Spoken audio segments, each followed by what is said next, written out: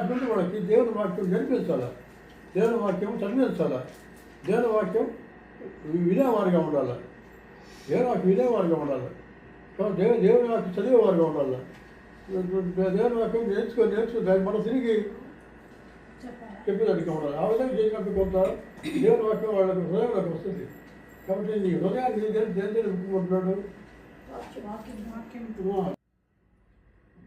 హృదయం నిండిన దాని నుండి పేదల మాట. ఈ హృదయంలో దేవుని వాక్యం ఉంటే మాటలకు దేవుని వాక్యం వస్తుంది బయటికి. లేకపోతే ఈ ఆలోచన అంతా ఎట్లుంటుందంటే వేరే వేరే విధంగా ఉంటుంది ఈ ఆలోచన అంతా.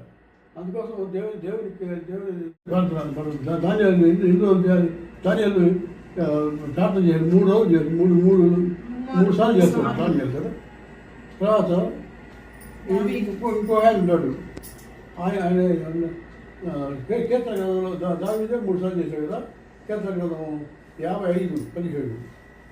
తర్వాత 119వ అధ్యాయము 119వ కీర్తన 102లో దావీదు 7 సార్లు స్తుతించేవాడు, 3 సార్లు ప్రార్థించేవాడు. 15 వేసుకుంటాం. 150 అయింది. 150 అంటే గంటలు వేసుకుందాం. 5 గంటలు 5 గంటలు ప్రార్థన చేసేవాడు ఆయన. ఆయన చక్రవర్తిగా ఉండేవాడు. అయినా కానీ దేవుడు మర్చిపోవాలి.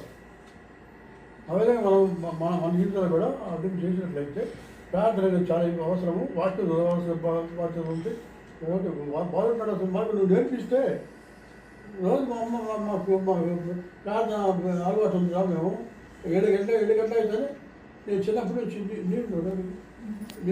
చిన్నప్పటి నుంచి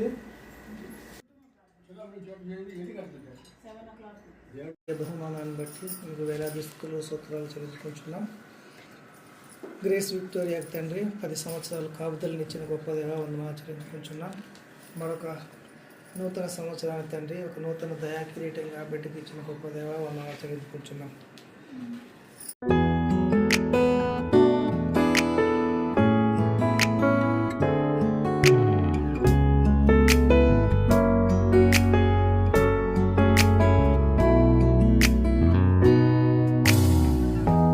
햇살이 너